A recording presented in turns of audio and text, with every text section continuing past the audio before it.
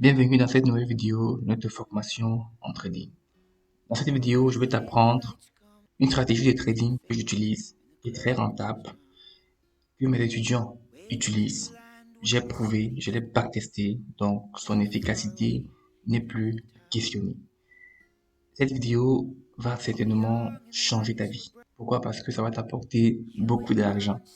Parce que justement, c'est le type de vidéo qu'on ne fait surtout pas gratuitement.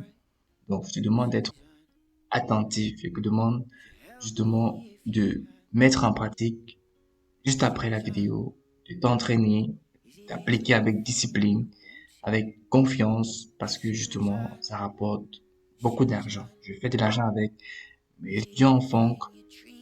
Et du coup, si toi, tu respectes les règles de trading en global et que tu appliques cette stratégie-ci, alors tu vas sortir rentable.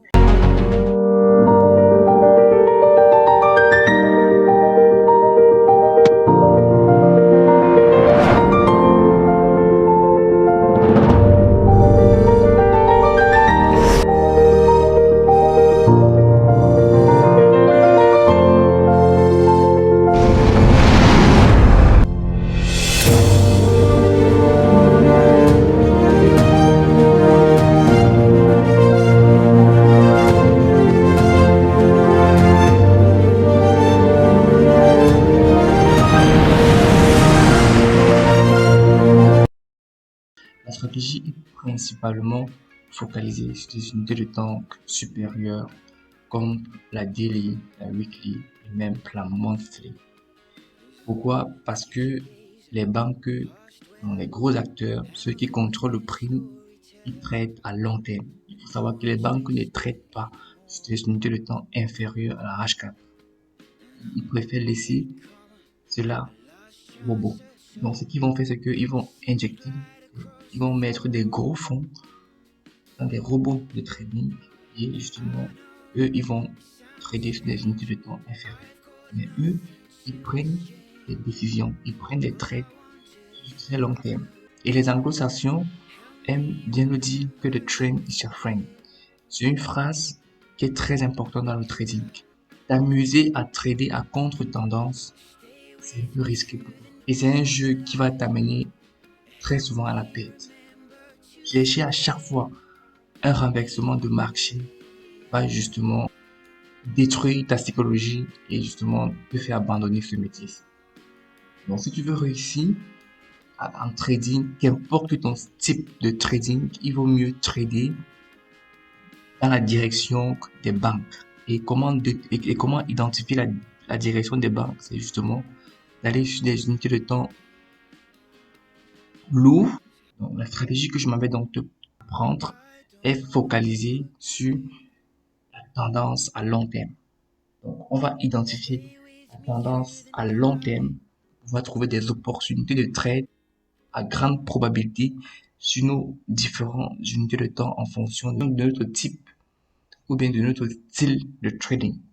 Il faut comprendre que chaque type de trading doit se composer au moins de deux unités de temps pour avoir une vision un peu plus claire.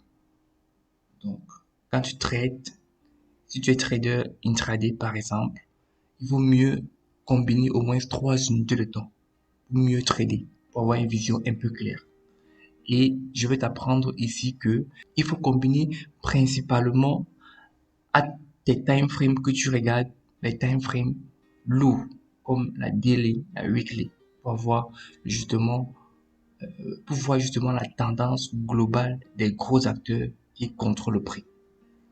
Les plus gros time frames vont te donner la tendance et t'offrent justement les meilleures probabilités à court terme, les probabilités de meilleurs trades que tu vas pouvoir aller déterminer sur ton unité de temps de maîtrise, ton unité de temps de prise de position. D'accord? Donc, selon ton type de trading, tu vas choisir trois unités de temps.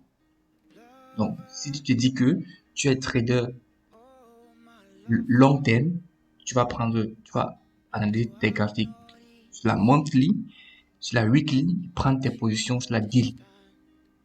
Si tu te dis que tu es un trader À moyen terme, tu vas analyser tes positions sur la weekly, sur la monthly et la H4. Si par contre, tu es trader court terme, donc tu vas choisir la daily, la H4 et la H1. Si tu es trader intraday, tu ouvres tes positions durant la session de Londres, de New York, et tu la fermes 5 heures après, 8 heures après. Alors, focalise-toi sur la H4, la H1 et la M15. Et par contre, si tu es scalper, focalise-toi sur la M15, la M5 et la M1. D'accord? Ton unité de temps intermédiaire va te permettre de mieux analyser la structure du marché. Et ton plus petit time frame va te servir uniquement à trouver une entrée optimale en cohérence avec tes analyses des deux unités de temps que tu as fait. Par exemple, tu es un trader à court terme.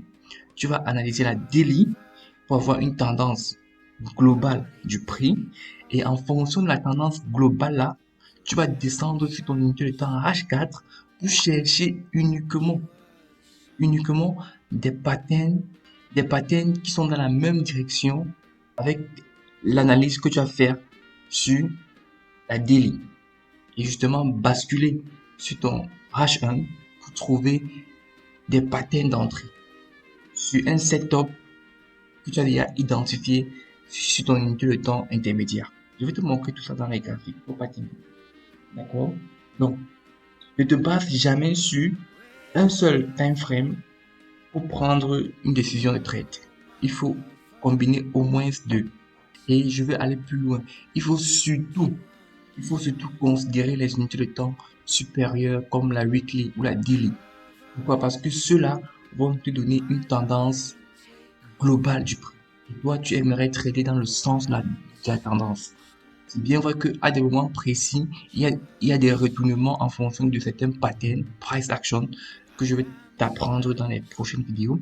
Mais déjà, tu augmentes tes probabilités de réussite si déjà tu identifies la tendance globale et que tu bascules sur tes unités de temps inférieures pour trouver des entrées dans le sens de la tendance que tu as définie en unité de temps supérieure.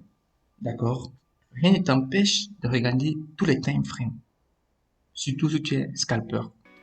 Parce que quand tu es trop zoomé sur la M5, la M15, il y a trop de faux mouvements. Tu peux voir une tendance haussière à M5, mais en fait, ce n'est que un léger retracement dans une grosse tendance baissière en daily. Donc, il est important pour toi, même si tu es scalper, d'aller checker au moins la daily. Moi, je vais dire, si tu es scalper, tu peux aller en daily pour au moins se repérer les forts supports et résistances, même la veille du jour, ou même les supports et résistances en H4, avant de basculer maintenant sur tes M5 et M1 pour prendre des positions optimales. D'accord? Donc, il est important pour toi, si tu es scalper, de regarder même tous les time frames. D'accord? Mais déjà, en regardant au moins 3, je pense que là, tu as le bon armement.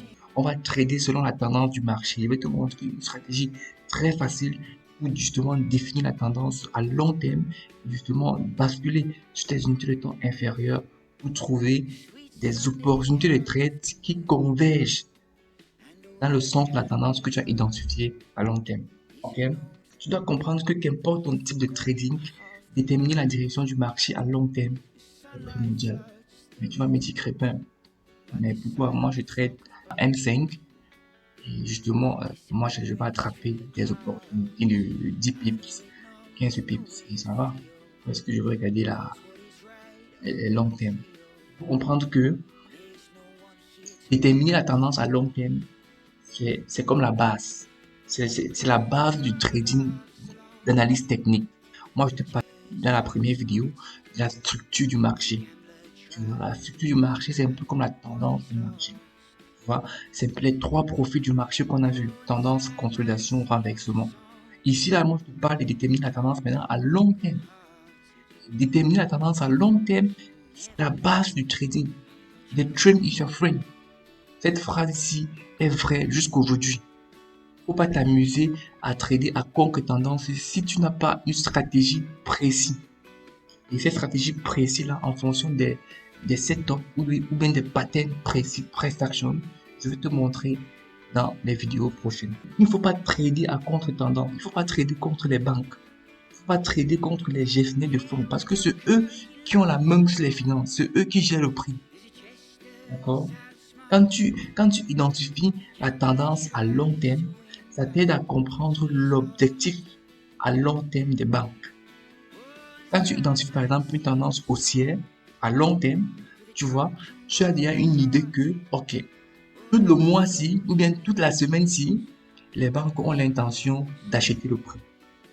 Donc, quand tu bascules sur tes unités de temps inférieures, tu vas chercher des setups qui convergent à l'achat, qui convergent à des profils de marché en tendance haussière. Même si tu as des profils de marché en tendance baissière, tu vas éviter. Donc, ça t'aide également à réduire les risques et ça augmente tes probabilités de réussite. Ça, je pense que je l'ai déjà dit, tu connais ça. Si sur le court ou le long terme, le marché est baissière, il vaut mieux pour toi se focaliser sur les trades à la vente et laisser les opportunités à l'achat. D'accord? Donc, comprendre ou bien déterminer la tendance à long terme va également t'aider à voir si tu es en présence d'une forte tendance ou tout simplement un retracement. Quand tu identifies par exemple une tendance en weekly, ta tendance en weekly, tu vas également voir des légers retracements. Tu vois, quand tu es dans un léger retracement en weekly, quand tu bascules sur ton unité de temps inférieure, tu ne vas pas t'entêter à à vendre ou bien à acheter le petit retracement que tu as eu en weekly. Non, tu vas chercher à voir des patterns justement qui correspondent à la tendance globale que tu as vue à long terme, en weekly. Ok? Déterminer également la tendance à long terme t'aide à comprendre et voir si tes supports et résistances vont soit casser ou résister, ou bien encore maintenir le prix, ou bien justement faire un rebond ou un pullback. Si par exemple tu as une tendance baissière à long terme, disons que tu as identifié une tendance baissière à long terme, disons en daily, ok, hein? Maintenant, dans tes graphes à court terme, plus de supports seront cassés, les résistances vont résister. Et justement, quand tu as une tendance haussière à long terme, quand tu bascules sur ton unité de temps intermédiaire, tu vas remarquer qu'il y a plus de résistances qui sont cassées et des supports qui tiennent. D'accord? Et toi, ce que tu veux, c'est quoi? C'est d'attraper justement les pullbacks ou les rebonds sur les supports là. Parce que tu sais que comme tu as une tendance haussière à long terme, il y a plus de chances que les résistances soient cassées au lieu des supports.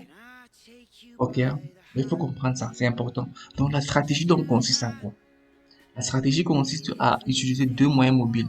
La moyenne mobile exponentielle 8 et 21, uniquement pour déterminer la tendance à long terme. On ne va pas utiliser la moyenne mobile pour prendre une position ou bien comme un signal. Non, on va simplement utiliser les deux moyennes mobiles 8 et 21 exponentielles pour déterminer la tendance à long terme. Une fois que tu as déterminé la tendance à long terme, tu peux supprimer les moyennes mobiles. Tu bascules directement sur ton unité de temps intermédiaire parce que tu sais déjà que la tendance à long terme est haussière ou baissière. Quand tu es sur ton unité de temps inférieur ou intermédiaire, tu vas justement te focaliser ou chercher des opportunités de trade dans la direction de la tendance que tu as vue à long terme. À long terme, quand tu as une tendance haussière, la moyenne mobile 8 sera tout simplement plus grand, donc au-dessus de la moyenne mobile 21.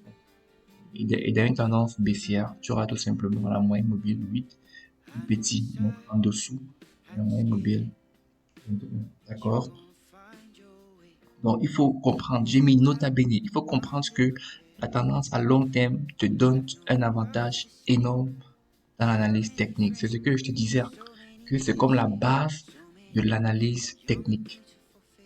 Je dit que dans le trading, analyse technique, ce n'est que 20%. Donc, dans les 20%, comprendre ou déterminer seulement la tendance générale à long terme c'est près de 10%.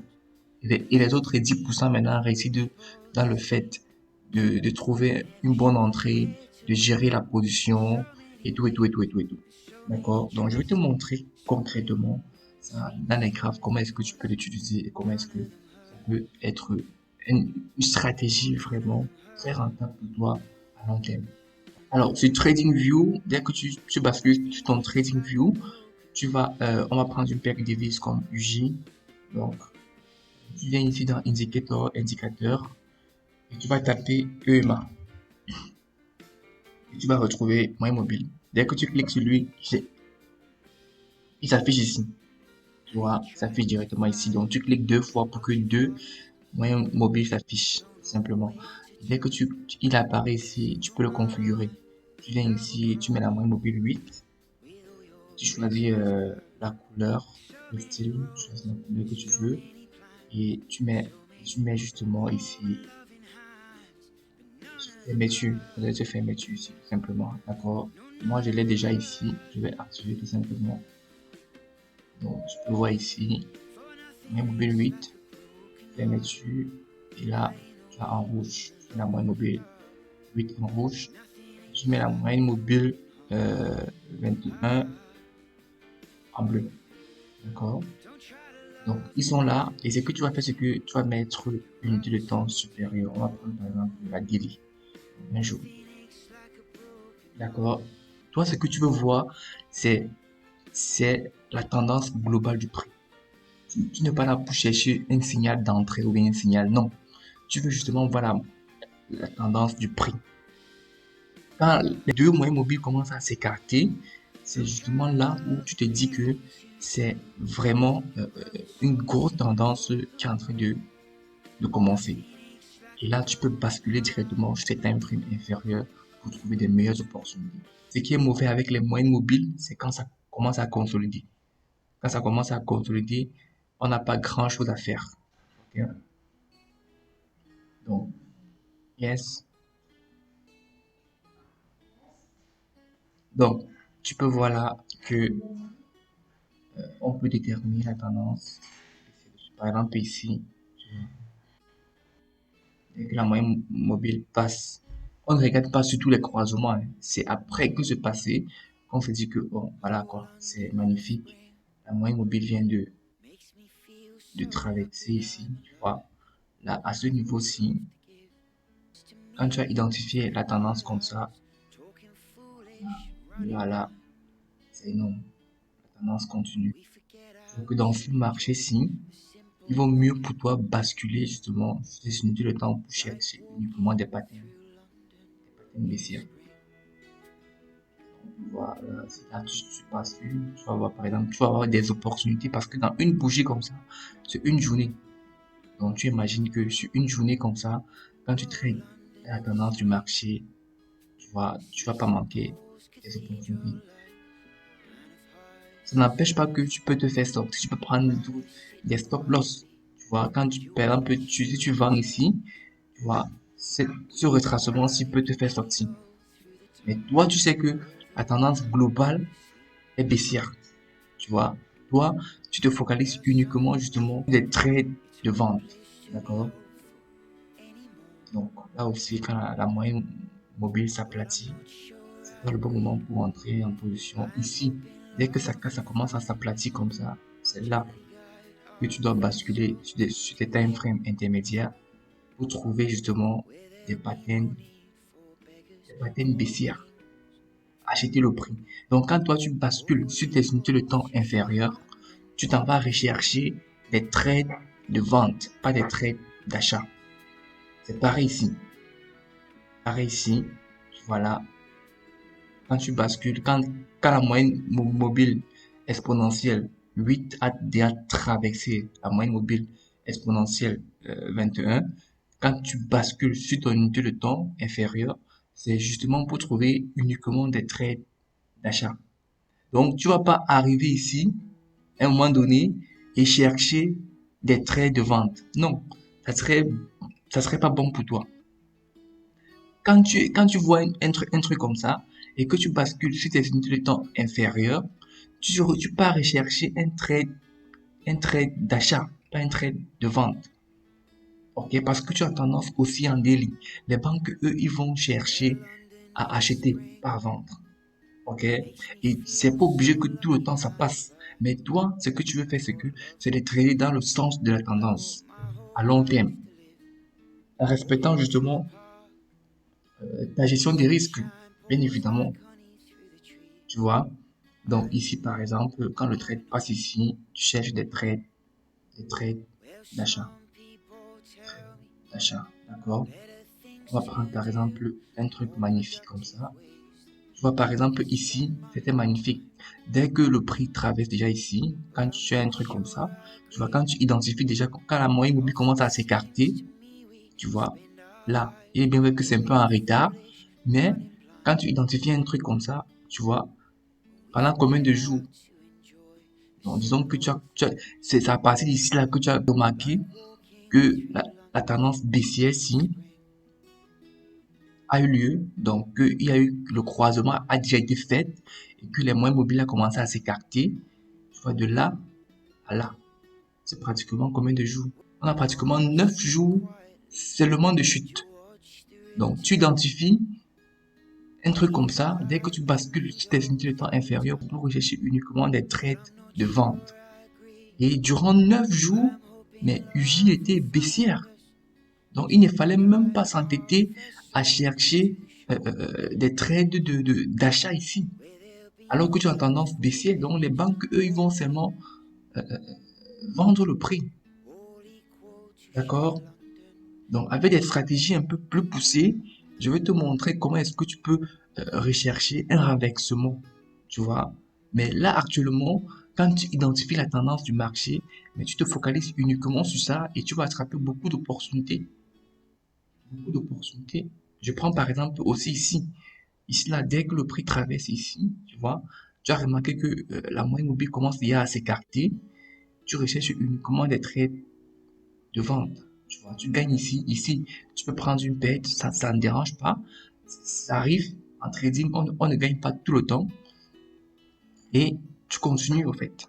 Tu continues. Dès que le prix commence à s'écarter ici, dès que tu bascules, par exemple ici, dès que le prix, après la chute ici, à partir d'ici, dès que tu bascules sur tes unités de temps, ce n'est pas pour rechercher un signal d'achat.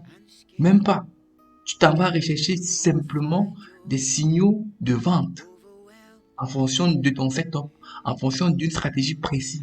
Tu ne peux pas t'embrouiller là-bas pour dire que non, ici, je veux rechercher. Même si tu bascules sur tes unités de temps inférieures, que tu vois une tendance haussière, donc une structure de marché haussière, toi, tu ne veux pas voir ça. Tu ne veux pas acheter les structures haussières. Tu recherches uniquement des renversements. Quand tu as un renversement dans une tendance à long terme qui est baissière, c'est magnifique. Tu prends le trade. D'accord? Bon, c'est magnifique. Donc, tu vas essayer de regarder ça. Par exemple, ici, ici, bon, donc, donc, voici encore un exemple. Quand le prix commence à traverser ici comme ça, tu vois, de là à là, c'est beaucoup de temps. D'accord? Donc, quand la moyenne mobile 9 commence à s'écarter, et la moyenne mobile 21, à partir d'ici, dès que tu as remarqué ça, tu vois, dès que tu bascules sur tes time frames inférieurs, c'est pour chercher uniquement des trades d'achat. Bien vrai que tu peux arriver ici. Tu peux arriver à un moment où tu arrives sur tes unités de temps inférieures et tu achètes. Tu achètes quelque part ici. Tu vois, tu prends ta perte. Tu vois. Mais quand tu regardes en long terme, tu vois que tu vois en tendance haussière. Tu vois. Donc, toi, tu vas te dire que tout simplement dire que, ok, ça c'est tout simplement un retracement. Ok. Tu vas attendre justement un pullback pour prendre encore des signaux d'achat. D'accord. Donc, fais ça et tu vas voir que c'est très puissant. Ça va te donner des beaux indices, des beaux signaux pour attraper des trades dans tes graphiques. Je te remercie sincèrement d'avoir suivi cette vidéo. Donc, à toi d'aller faire le job. Va sur tes graphiques, place des moyennes mobiles exponentielles 8 et 21. À long terme, identifie une tendance, bascule sur tes unités de temps inférieures et tu vas avoir des opportunités dans le sens de la tendance que tu auras déterminée à long terme. Dans la deuxième partie de cette vidéo, je vais t'apprendre concrètement comment est-ce que tu peux bénéficier de cette stratégie-là en intraday. En intraday, donc, si tu travailles en H1, M15, alors sache que en fonction de cette stratégie-ci, je vais te montrer une manière très disciplinée pour attraper des gros gains durant chaque journée.